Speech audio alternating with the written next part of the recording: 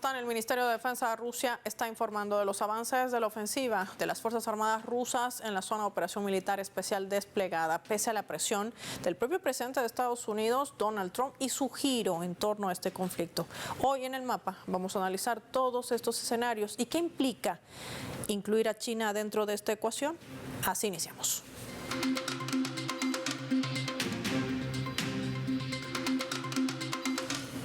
Les proponemos por esta razón desplegar nuestro mapa y revisar algunos datos claves que hacen de este avance de la operación militar especial rusa en Ucrania. Vamos a desplegar nuestro mapa mundi, identificamos a Ucrania de color amarillo, la tienen allí. En este gráfico le mostramos el avance de la operación militar especial rusa iniciada el año 2022. Las Fuerzas Armadas han liberado y desmilitarizado y desnazificado en la República Popular de Donetsk el 79% de su territorio. En Lugansk el 99%, en Gerson el 76% y en Zaporilla el 74%. Ahí la vemos reseñada en nuestro mapa de color naranja y de color gris. Identificamos también el territorio bajo el control aún de Ucrania cerca de estas regiones. La ofensiva del ejército ruso avanza en las provincias donde además se convierten en puntos claves para controlar poblados, los cuales hemos identificado con rayas de color blanco y negro por una posible zona de desmilitarización. Esta zona por la cual transita la ciudad de Odessa, otra ciudad clave también en términos geoestratégicos. Nikolayev también hablaba de toda esta situación que desprende, por supuesto, del avance de este grupo de tropas militares que se ubican al oeste, desarrollando una ofensiva en la ciudad de Kupiansk. Este lugar es el centro administrativo del distrito e importante localidad de la región de Kharkov. La ciudad es un importante centro logístico también, donde se cruzan varias vías férreas y autopistas. Revisando nuestro mapa, vemos que la liberación de Kupiansk les permitirá a las tropas rusas avanzar hacia la aglomeración de las ciudades de Svalyansk y Kramatorsk, ubicadas en las zonas identificadas con rayas en nuestro mapa. Según el último informe que ha sido proporcionado por el jefe de Estado Mayor de Rusia, y desde el mes de marzo han sido liberadas más de 3.500 kilómetros cuadrados. Estamos hablando de cerca de 149 localidades. Este es el avance de las tropas rusas en medio del despliegue de esta operación militar especial para desnazificar y desmilitarizar la región de Ucrania, la región del Donetsk, y que además forma parte de la contraposición de los medios de Occidente que nos dicen que la situación sería otra. A eso se debería el giro de Donald Trump. De esto y más vamos a hablar con nuestro invitado. Vamos a recibir desde la Argentina, nos acompaña en directo Sebastián Salgado. Sebastián, qué gusto, como siempre, acompañarnos hoy en el mapa. Gracias por atender nuestra llamada. ¿Cómo estás? Hola Paola, un gusto saludarte nuevamente. Sebastián, hablemos de este importante avance que hace la fuerza militar rusa, sobre todo en el medio de este despliegue de esta operación militar especial. ¿Qué representa este avance pese a esa presión directa y militar que hace no solamente Trump, sino también la OTAN? Sí, evidentemente en este contexto en el cual la Asamblea General de las Naciones Unidas pone de manifiesto las narrativas de muchos gobiernos, existe una expectativa grande por el hecho de que el vicepresidente Vance había dado a entender de alguna manera como que el presidente Trump podía llegar a replantearse algunas de las acciones que había tomado en relación a los acercamientos entre Ucrania y la Federación Rusa por el encuentro que había tenido con el presidente Putin en Alaska, y que en ese sentido, fiel a lo que son las estrategias occidentales, tratan de dar a entender cómo que los tiempos del presidente Trump podrían llegar a cambiar y cambiar de alguna manera su postura en relación a la injerencia de la OTAN contra la Federación Rusa. Y en ese sentido, en el campo de batalla, las acciones se ven con resultados diametralmente opuestos. Vos lo venías resumiendo muy bien. Los avances de la Federación Rusa son muy, pero muy evidentes, y esto muestra a las claras de que a medida que sigue pasando el tiempo, prácticamente la totalidad de esos 4 oblasts o repúblicas populares, en los casos de Lugansk y Donetsk, pero también de Jersón y Zaporozhye, van dando paso al avance de las fuerzas rusas, aunque sí al mismo tiempo hay que reconocer que en el caso específico de la localidad de Pokrovsk, ahí hay un detenimiento de las tropas de la Federación Rusa que parecen estar reagrupándose para esperar el momento conveniente. Pokrovsk es una de las zonas claves también dentro del avance de esta operación militar especial. ¿Por qué confluye allí un punto donde las tropas ucranianas han retrocedido, no pueden seguir avanzando? ¿Esto se debe a la falta de capacidad, de estrategia o de apoyo? ¿Cómo lo leemos? Bueno, son varios factores. Por un lado, hay que decir que Ucrania está peleando cada vez más con mercenarios, y esto es un hecho que se hace absolutamente evidente. Algo que a nosotros los latinoamericanos nos duele mucho es ver mercenarios de nuestra región peleando con esas tropas fascistas, y en este caso tal vez no debería extrañarnos tanto que tal vez los protagonistas de lo que se conoce como la Segunda Legión de Extranjeros son tropas brasileras, ¿sí? Probablemente cercanas a la ideología que implementó la presidencia de Bolsonaro en Brasilia. Hay que reconocer que han demostrado cierta experticia en lo que son acciones de sabotaje, de camuflaje y de ciertos avances en ese territorio que por lo menos han detenido el avance de las tropas rusas. A partir de esto, Ucrania intenta plantarse en esa zona que está a unos 55 kilómetros de la ciudad de Donetsk, de la capital que lleva el mismo nombre, y en ese sentido ellos están tratando de generar una especie de búnker en ese espacio geográfico que tiene carreteras muy importantes vinculadas al aprovisionamiento que intentan una vez más generar incluso acciones de contraataque contra los avances de las tropas de la Federación Rusa. Este escenario, además, que marca nuestro entrevistado hoy, Sebastián Salgado, nos ayuda a entender no solamente el avance de las tropas rusas, sino lo que implica el avance de todo este territorio. 2 objetivos claros, siempre marcados por Rusia, Sebastián: desmilitarización y desnazificación, los principios que no va a renunciar la Federación Rusa, y lo ha dicho inclusive dentro del propio seno de Naciones Unidas. Vamos a profundizar al regreso el análisis. ¿Qué va a pasar con este giro que hace Donald Trump y el señalamiento de Zelensky? Lo vemos al volver, no sin antes revisar nuestra escala.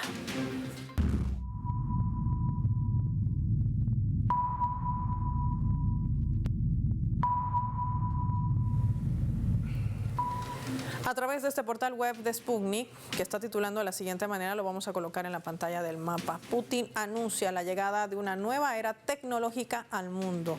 Durante su intervención en la sesión plenaria de esta semana, también marca una semana atómica mundial que se celebra en Moscú. El presidente ruso declaraba que se avecina un nuevo orden tecnológico. Bajo esos términos, añadía que las tecnologías nucleares con fines pacíficos son la base de la cooperación internacional y el acercamiento entre los estados y el aumento de la demanda de energía nuclear con fines pacíficos, que vendrá de la mano de países del sur global y del este. Entre otras declaraciones, también hablaba de que su país está rechazando el colonialismo tecnológico. Moscú, decía, no somete a sus socios a la dependencia de sus soluciones técnicas, sino que les ayuda a crear una industria nuclear soberana. Rusia está cumpliendo de manera estricta todas sus obligaciones contractuales en materia de tecnología nuclear. Las centrales nucleares de diseño ruso son las más demandadas del mundo. Rusia ayuda a sus socios en el sector de energía nuclear a dar un verdadero salto adelante en su desarrollo, y cuenta además con competencias en toda la cadena de creación de centrales nucleares. Este es un mensaje claro en medio de todo este contexto de presión militar que se genera en todas partes del mundo. Ya lo ven, sur global y también a sus socios estratégicos. Podemos colocar o ver en el mapa que esos socios se encontrarían también desplegados con países como China y otros de la región, también que están en contraposición de la hegemonía de Occidente, específicamente de Estados Unidos. ¿Qué podría implicar todo esto? Lo analizamos al volver.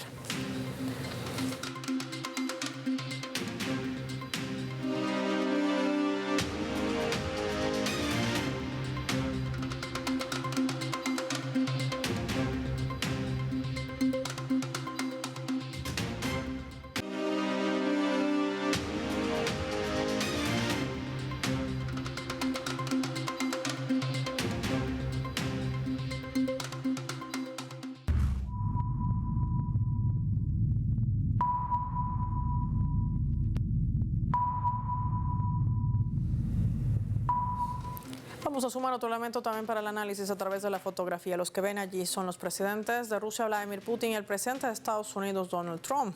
Un presidente que además ha decidido cambiar su política hacia el conflicto. Recordemos que antes de llegar a la Casa Blanca hablaba de que iba a terminar la guerra en menos de 24 y 72 horas. Han pasado más de 3 años y el conflicto sigue en pie.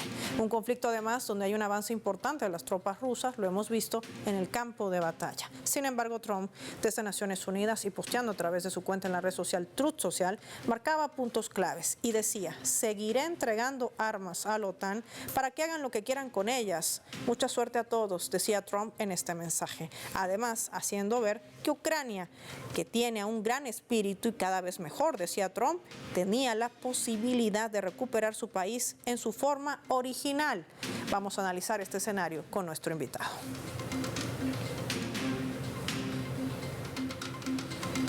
Sebastián, no solamente es eso lo que manifestaba el presidente de los Estados Unidos, sino que toda esa ecuación, háblese del complejo militar industrial, el gran negocio y la responsabilidad de que supuestamente Ucrania, a la cabeza de Zelensky, pueda recuperar el inicio antes de que sucediera todo esto en el control de territorio. Y recae sobre el bloque europeo, no sobre Estados Unidos. ¿Cómo leemos la estrategia de Trump?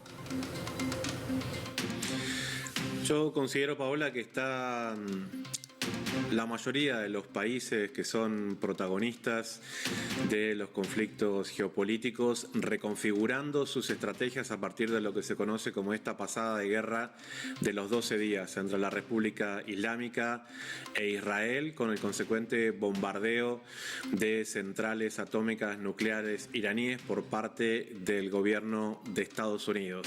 Y en ese sentido tenemos, como vos bien mencionabas, en esta semana de encuentro de energías nucleares en la Federación Rusa, un acuerdo importantísimo a partir del cual Irán y la Federación Rusa no es que van a llegar al acuerdo para construir una central nuclear conjunta en territorio de la República Islámica, sino 8 centrales nucleares. Por lo tanto, Estados Unidos deberá pensar muy bien si vuelve a generar ese tipo de acciones contra las centrales nucleares iraníes, porque también va a estar atacando intereses de la Federación Rusa.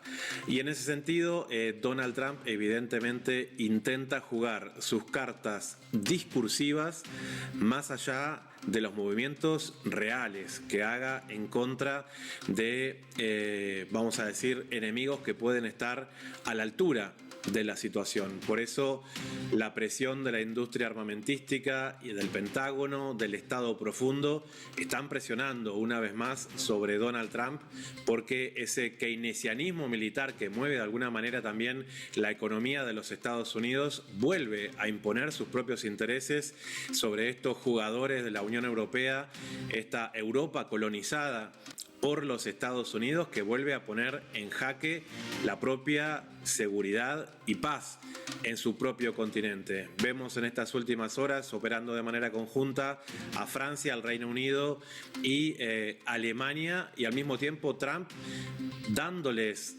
prácticamente indicaciones de que dejen de comprar energía de la Federación Rusa, porque es el propio Estados Unidos el que quiere vendérsela.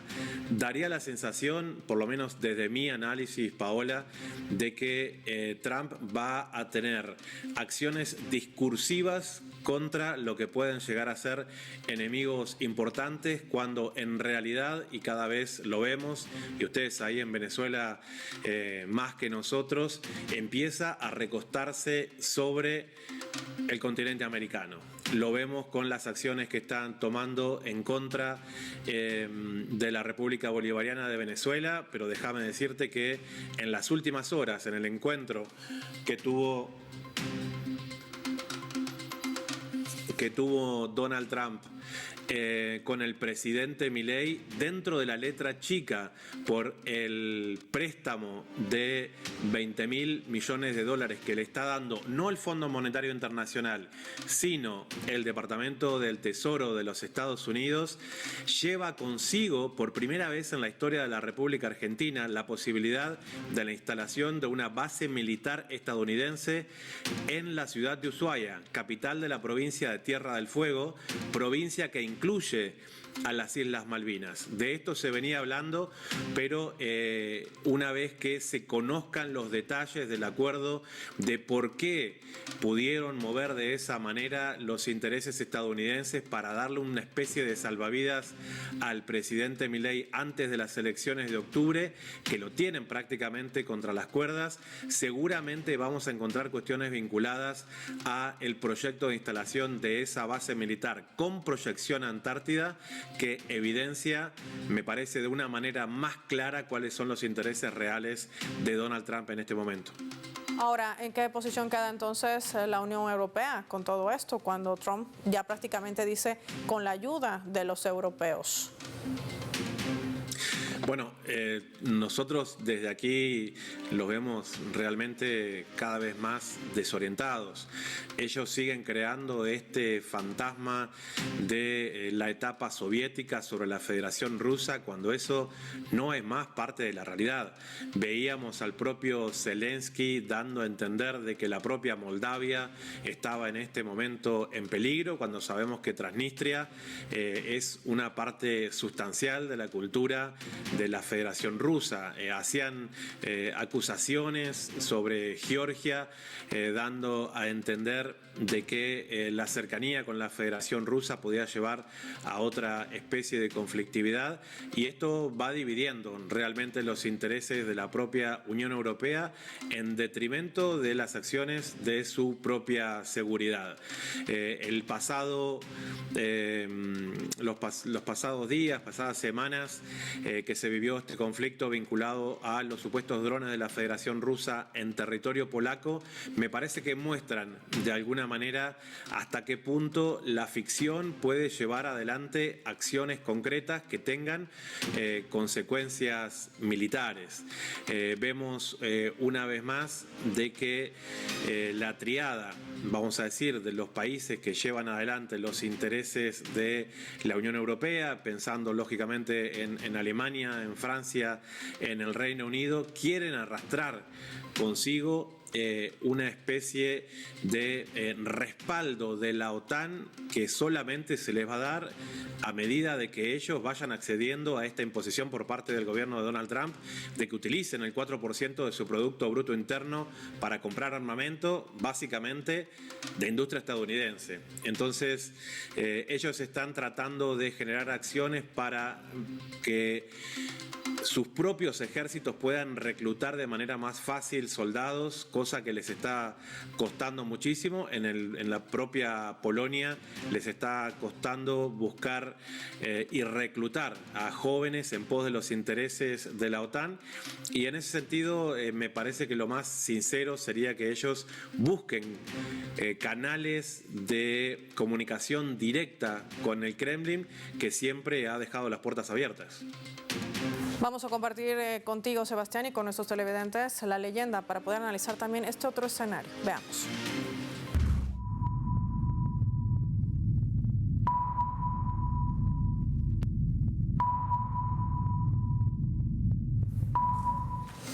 El presidente de Ucrania, Volodymyr Zelensky, señalaba esto y lo dijo desde Naciones Unidas.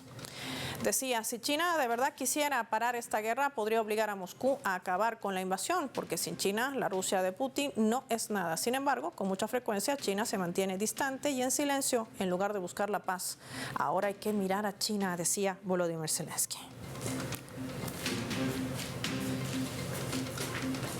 Sebastián, esta postura que marca el presidente ucraniano no es casual. Lo habíamos analizado en otras oportunidades. China es el objetivo central de la hegemonía estadounidense, una hegemonía que no ha podido golpear ni siquiera con la implementación de aranceles ni con su guerra silenciosa tecnológica.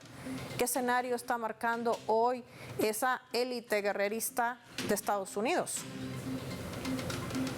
Bueno, hay que recordar que Zelensky termina siendo simplemente un vocero, ¿no?, de estos intereses occidentales desde la etapa del Euromaidan hasta acá, porque su presidencia ha caducado hace más de un año y no han vuelto a llamar a elecciones. Cuesta entender siquiera por qué le dan ese espacio en las Naciones Unidas. Pero bueno, yo creo que el reciente desfile del Ejército Popular en China ha demostrado la preparación que ellos tienen en este sentido vinculado al desarrollo militar, que ha preocupado bastante a Occidente, y evidentemente quieren seguir usando a Zelensky como vocero de estos intereses, porque el afianzamiento de la Federación Rusa y de China a través de diferentes organizaciones, pero básicamente los BRICS en el marco de la cultura y la economía, pero también de la Organización de Cooperación de Shanghái, demuestra de que estas alianzas van generando acciones importantes, y creo que la más importante de esta semana es el reconocimiento de una nueva ruta china a través del Ártico, que si bien China no tiene salida por el Ártico, lógicamente a través de ese gran socio que tienen, que es la Federación Rusa, que tienen rompehielos nucleares que Occidente no tiene, ¿sí? Rusia les lleva 20 años por lo menos de desarrollo tecnológico en esta industria de los rompehielos, que también en un futuro pueden llegar a tener o cargar armamento, cosa que hasta ahora no hemos visto, pero puede ser parte de una realidad. China reduce a 18 días la posibilidad de sacar productos a través del Ártico, si es que las condiciones no están dadas a partir de los bloqueos que Occidente puede intentar generar en las proyecciones de lo que se conoce como la nueva ruta de la seda. Por eso la desesperación de ver que China cada vez tiene más opciones, y en esta alianza estratégica importante que tienen con la Federación Rusa, evidentemente están llegando tarde para tratar de romper ese binomio tan importante del continente asiático. Sin lugar a dudas, agradecer como siempre a Sebastián Salgado por habernos acompañado con su valioso análisis, también para conocer los movimientos que se dan en torno al despliegue de esta operación militar especial para desnazificar y desmilitarizar Ucrania. Vamos a finalizar el programa y lo hacemos revisando nuestros vectores.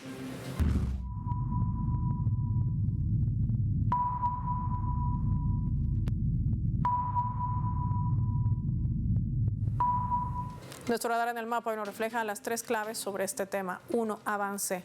Las Fuerzas Armadas rusas avanzan prácticamente en todas las direcciones del frente. Los combates más encarnizados se desarrollan en esta dirección de Pokrovsk, donde Kiev intenta sin éxito detener el avance ruso. El grupo de las fuerzas, todo al oeste, desarrolla una ofensiva en Kupiansk. La ofensiva rusa en la dirección de Krasny Liman avanza con éxito. La liberación de ciudades como Kiryozov está a punto de completarse. Todas las tropas rusas están librando combates en la localidad de Yampol desde el 16 de septiembre, aunque Occidente quiera contarnos algo distinto.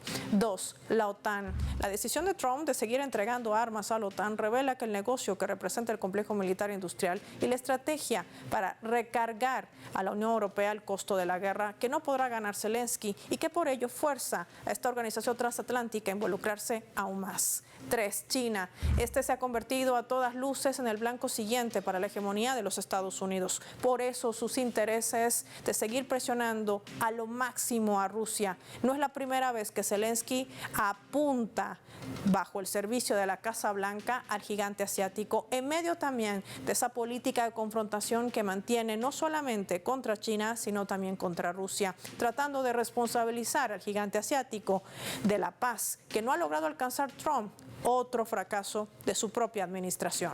Soy Paola Pérez y nos vemos en la siguiente edición del Mapa.